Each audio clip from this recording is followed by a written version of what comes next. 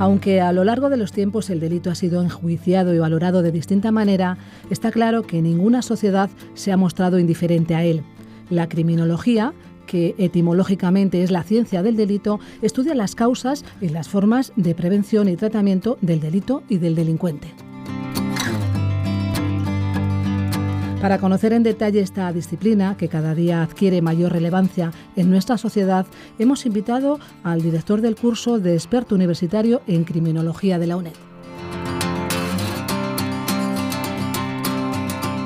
Buenos días, vamos a ocuparnos hoy de una disciplina muy interesante que despierta un gran interés en las personas educadas y en la población en general,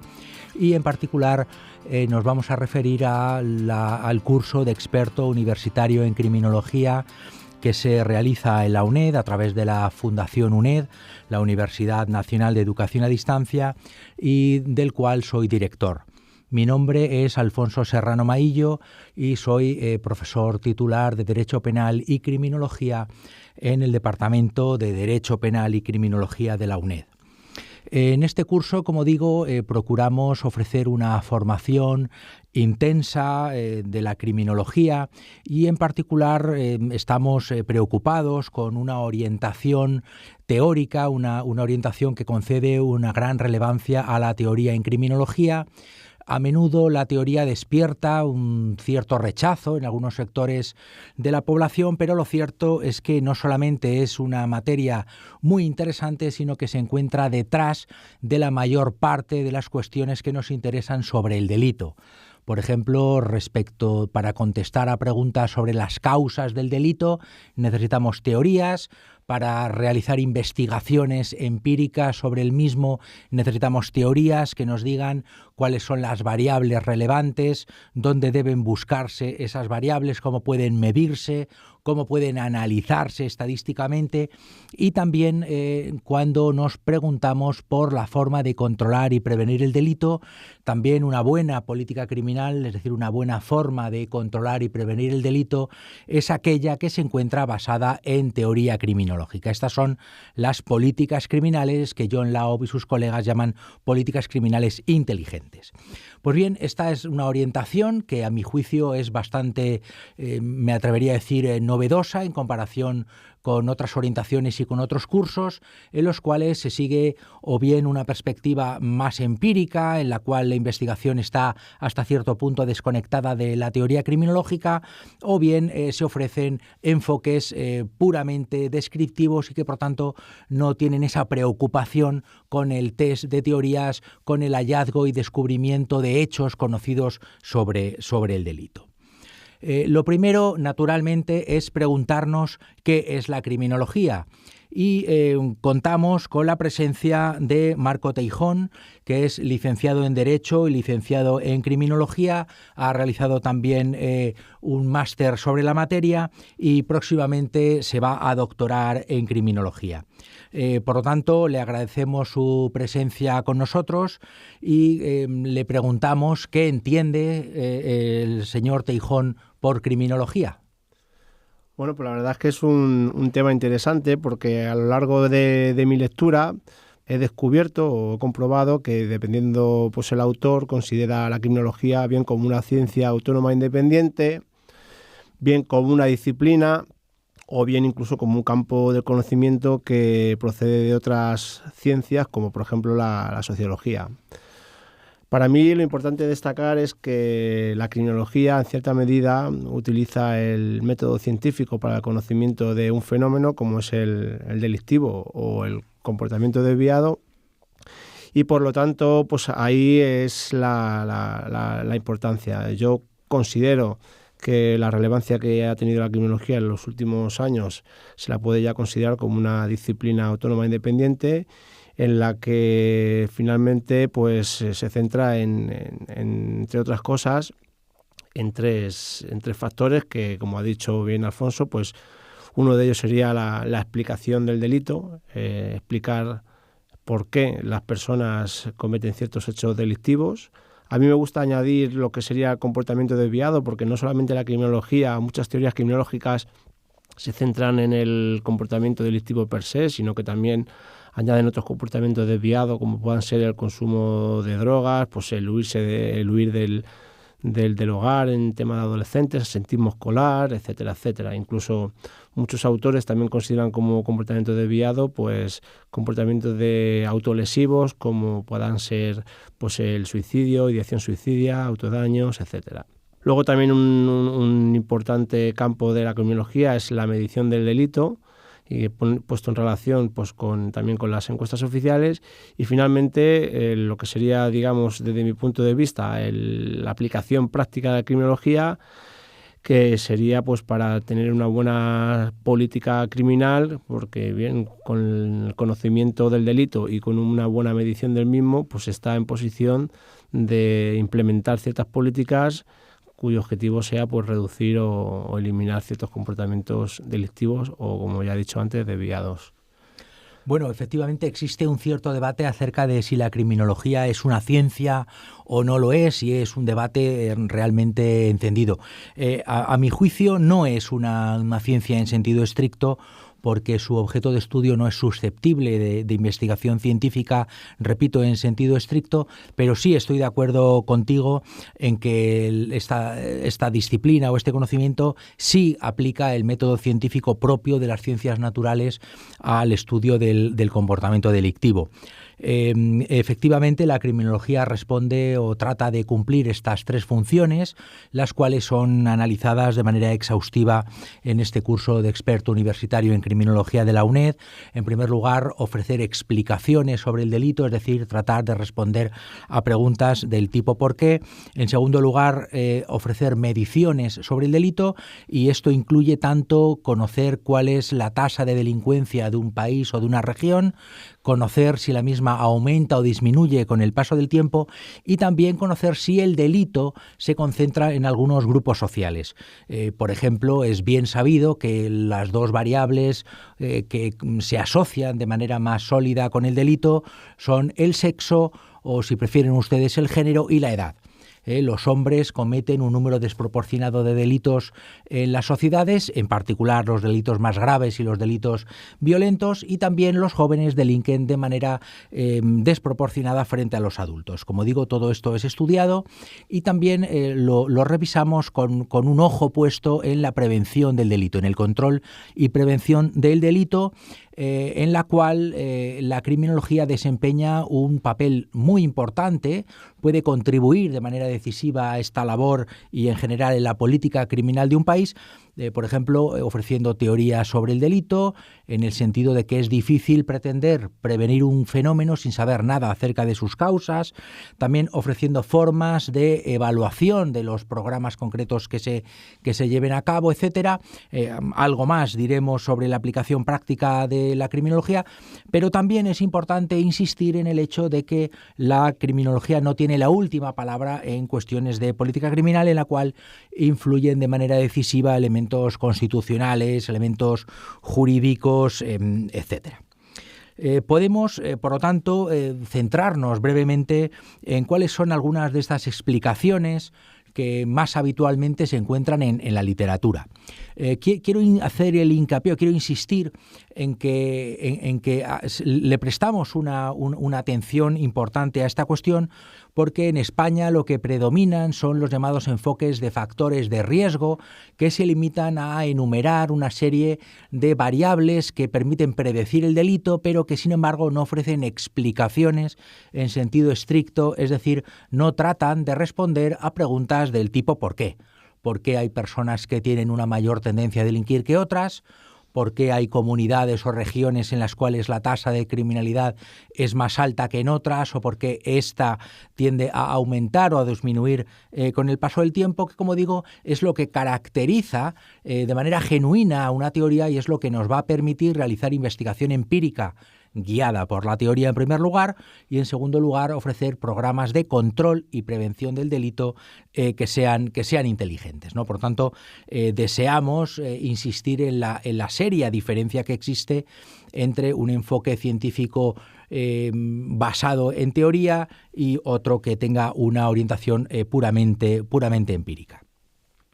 En la actualidad existen algunos enfoques teóricos, o quizá deberíamos decir algunas familias de teorías que han recibido una gran atención teórica y sobre todo han recibido un gran apoyo empírico. Gran parte de la criminología contemporánea es una criminología que está orientada a la contrastación de hipótesis derivadas de teorías. Este es un enfoque que es predominante en la criminología positiva mayoritaria,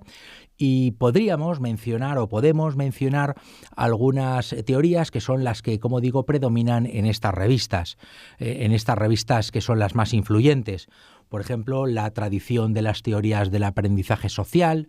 la tradición o la familia de las teorías del control social, la teoría de la acción situacional de Wikström y sus colegas, o también una familia de teorías ciertamente interesante como es la familia de las teorías de la frustración. Marco Teijón ha trabajado esta tradición teórica y me gustaría pedirle que nos hiciera una breve descripción de las mismas. Pues sí, pues la verdad es que he trabajado bastante sobre esta teoría. Es una teoría que además incorpora variables de las otras familias que has comentado y que es una teoría que da una explicación general a la pregunta de por qué las personas cometen ciertos hechos delictivos, y se basa, pues se centra en un concepto como es el concepto de frustración o tensión, depende del autor, lo denomina de una manera, y en definitiva pues viene a decir que aquellas personas que están sometidas a ciertas fuentes de frustración tienen una tendencia a aliviar sus sentimientos generados como consecuencia de esta frustración a través de ciertos comportamientos desviados. Uno de ellos puede ser el delito. En definitiva, una premisa principal de la teoría es que no todas las personas sometidas a fuentes de frustración recurrirán al delito, pero que sí ciertas personas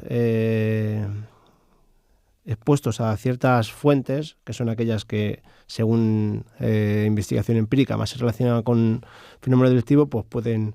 determinar su conducta en esta medida. Esta teoría proviene de las teorías clásicas de la frustración. En principio proviene de la teoría de Merton, en la que existe una discrepancia entre los medios y los fines de los sujetos. En definitiva, Merton lo que venía a decir es que en aquellas sociedades, por ejemplo, como la americana, donde se pone gran énfasis al éxito económico, pues la estructura social no permite a aquellas personas de las capas más bajas de la sociedad alcanzar esos fines a través de medios legítimos. Pues a partir de aquí, Agnew, en 1992, hace una revisión de esas teorías clásicas y, bueno, pues además de considerar que ese bloqueo de oportunidades que sufren las personas supone una fuente de frustración que puede determinar que recurran a comportamiento delictivo, no es la única fuente de frustración, sino que además existen otras fuentes tan importantes como sería pues la retirada de ciertos estímulos que las personas consideran positivos en su vida, ¿no? Como por ejemplo podría ser el divorcio, podría ser pues una relación de amistad, una relación de noviazgo con una persona que les genera cierta frustración a los sujetos porque al final se ven privados de un estímulo positivo para ellos. Finalmente, otra de las fuentes importantes de frustración para Agnew es la exposición a estímulos negativos y especialmente pues, lo que sería la victimización delictiva. Es decir, sujetos que en una época de su vida han estado sometidos a ciertas frustraciones relacionadas con hechos delictivos, pues pueden gestionar ese estado de agitación generado como consecuencia de estos hechos delictivos, pues acudiendo a comportamientos igualmente delictivos. No está clara la relación, si está primero la victimología o luego la delincuencia. En definitiva, lo que viene a decir las teorías de la frustración es que personas que han sufrido hechos delictivos, pues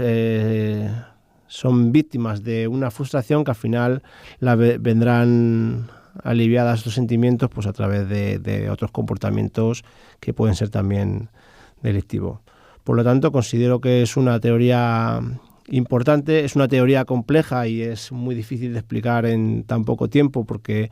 se basa en una gran cantidad de interacciones, pero siguiendo un esquema bastante sencillo es pues que las personas que realmente son maltratadas por la sociedad, digamos, en sentido amplio, pues pueden responder a este maltrato pues con comportamientos desviados. A partir de aquí intervienen muchísimas variables y bueno, pues es una teoría que merece una explicación más amplia y que en los pocos minutos que tengo aquí pues solamente puedo presentar esta fuente de frustración y bueno, pues poco más puedo contar al respecto. Bueno, la tradición de la frustración, que efectivamente incluye varias teorías y además es una tradición que se remonta, como bien has dicho, a los años 30, pues es una de las más importantes en criminología y lo que a nosotros nos interesa es no solamente conocer esos mecanismos explicativos que ofrece, es decir, esa respuesta a preguntas del tipo ¿por qué? A través de mecanismos causales y qué es lo que caracteriza genuinamente a una teoría en comparación con enfoques puramente de factores de riesgo o meros listados de causas o de factores predictivos del delito. Como digo, lo que nos interesa es ver cómo además esta teoría u otras en las que nos podríamos detener nos ofrecen una guía para la investigación. Esto es clave, es decir, no es posible realizar investigaciones concienzudas, investigaciones serias, sin la guía de una teoría. Es la teoría la que nos va a indicar cuáles son las variables relevantes para la explicación del delito y, por lo tanto, cuáles son las variables que deben medirse para contrastar una teoría con la realidad, o más concretamente, para contrastar hipótesis derivadas de la teoría con la realidad. No solamente nos va a guiar la teoría a la hora de seleccionar las variables que son relevantes, sino que nos va a dar indicaciones acerca de cómo se pueden medir las mismas. Esto, como digo, es clave. Incluso, si se me permite añadir algo, incluso los propios modelos de regresión, es decir, incluso los análisis estadísticos necesitan estar basados en teoría. Las variables que se incluyen en los modelos necesitan una justificación teórica. La literatura insiste en que modelos que no están basados en teoría, modelos estadísticos que no están basados en teoría, son altamente sospechosos. Otra cosa es que puedan servir para la predicción, pero esto habría que evaluarlo desde otro punto de vista que ahora mismo no nos interesa. Y del mismo modo, también la teoría criminológica nos ofrece, y puede ser la teoría de la frustración o pueden ser otras teorías, nos ofrece formas particulares que podemos calificar de prometedoras para el control y prevención del delito. Como dije al principio de mi intervención, uno de los postulados básicos del enfoque científico que sigue la criminología es la necesidad de evaluar los programas de control y prevención del delito. Es decir, es necesario poder saber si un programa de control y prevención del delito ha sido eficaz en el sentido de que ha reducido la tasa de reincidencia o la tasa de criminalidad de una región, o si por el contrario ha carecido de efectos o, como no es inhabitual lamentablemente en la disciplina, ha tenido efectos criminógenos.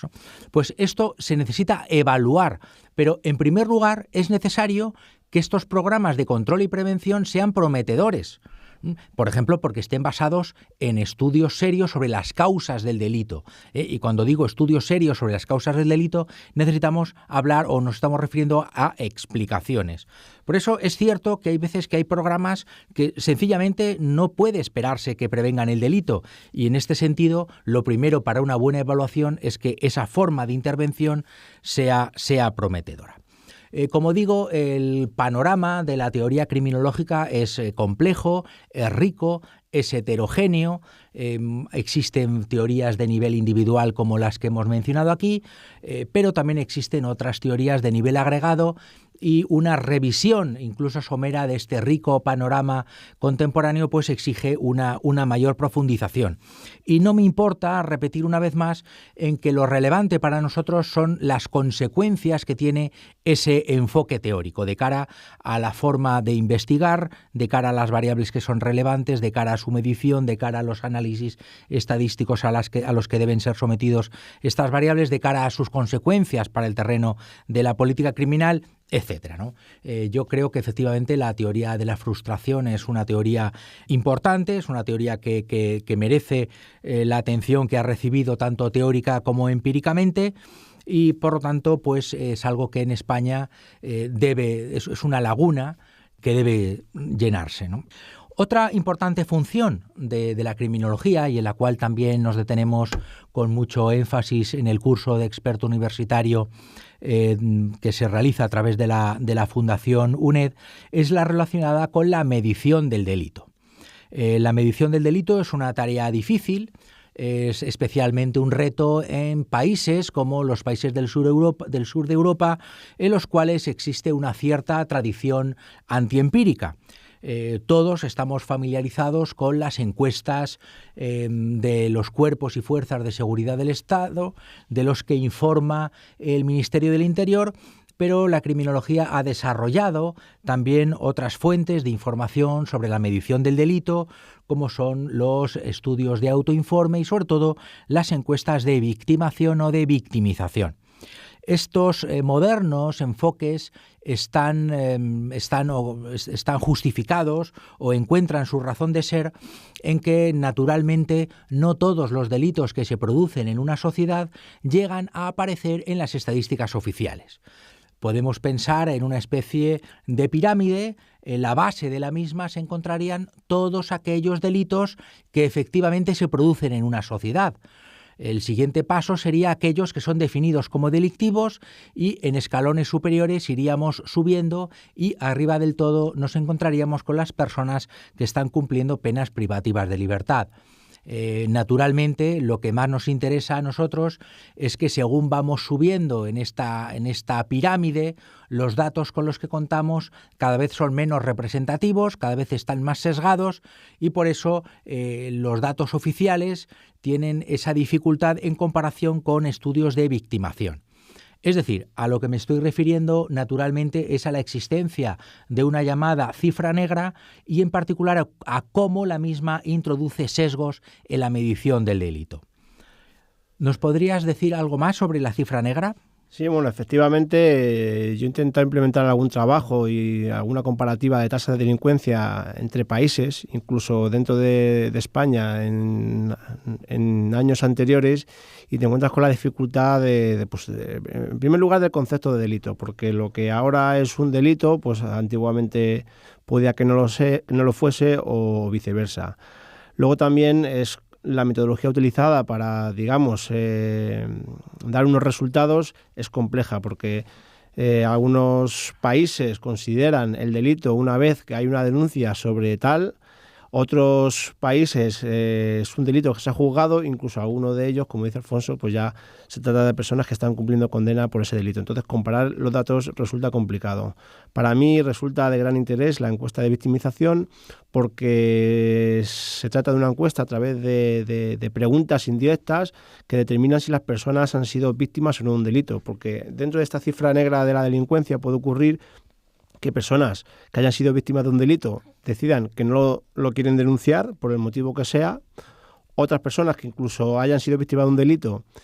y no lo sepan. Entonces, a partir de aquí lo que había que es hacer una triangulación de datos para establecer unas tasas reales de delincuencia. En primer lugar, acudir a las encuestas oficiales, pero acompañado con encuestas de victimización que refleje o que determine de la manera más precisa pues aquella cifra oculta de la criminalidad, porque en cualquier caso, a la hora de establecer medidas de política criminal, no solamente tenemos que acudir a las encuestas oficiales, sino tenemos que acudir al fenómeno social o al fenómeno como es el delito, y para ello debemos conocer unas tasas reales, y para lo cual pues es un importante mecanismo pues las encuestas de victimización. Sería pues una aplicación práctica, digamos, al conocimiento del delito. Entonces, bueno, pues en definitiva, considero que la medición del delito es importante, pero que se debe incluir en esta medición lo que es la cifra oculta de la criminalidad, y que es una forma efectiva pues a través de encuestas de victimización, pues siguiendo los parámetros de las ciencias naturales de la investigación. Así es, las encuestas de victimación o de victimización, que de las dos maneras se puede decir, están recibiendo una gran atención, sobre todo en los países de nuestro entorno. Consisten en una encuesta de naturaleza representativa en la cual se interroga a los sujetos que participan en la misma por los delitos que hayan podido sufrir, por lo menos por una lista de delitos que hayan podido sufrir en los últimos 6 meses o en el último año. Esto ofrece una información complementaria, es decir, que a mi juicio no excluye la utilidad de las encuestas oficiales, es una información complementaria y entre paréntesis también puedo añadir que no debemos pensar que son una panacea, también ellas tienen sus importantes problemas metodológicos, pero son un complemento muy bueno a las estadísticas oficiales y además permiten, como muy bien ha dicho Marco Teijón, una comparación entre países. Piensen, por ejemplo, en las enormes diferencias que existen no solamente respecto de las definiciones de los comportamientos ilícitos en distintos lugares del mundo, en distintos países, sino incluso en las enormes y significativas diferencias que se aprecian respecto del registro de una conducta como delictiva o no.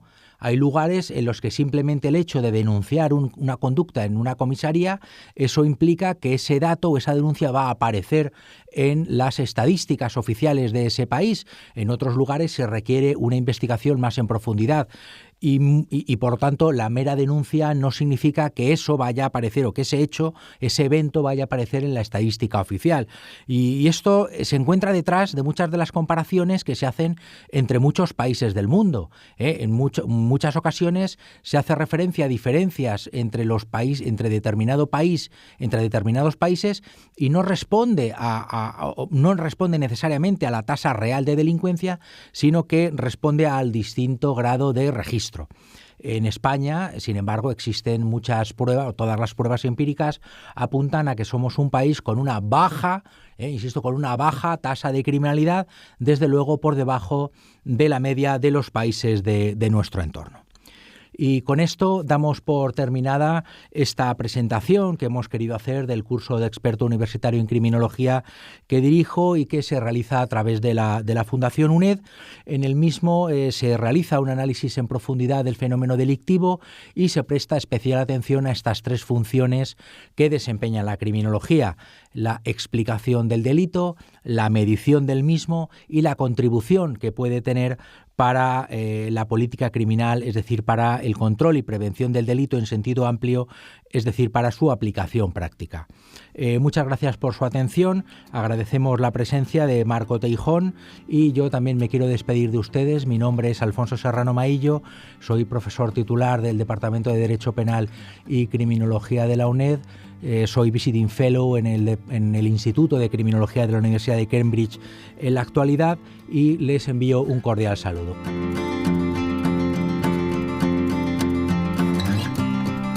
Como vemos, el curso de experto universitario en criminología de la UNED procura destacar tanto cuestiones teóricas como aspectos prácticos y metodológicos de esta disciplina. Todas aquellas personas interesadas en este curso o en toda la oferta educativa de la UNED en materia de formación permanente pueden consultar nuestra página web uned.es. Tienen toda la información sobre estos títulos propios de nuestra universidad que ofrecen la oportunidad de seguir aprendiendo y formándose a lo largo de toda la vida.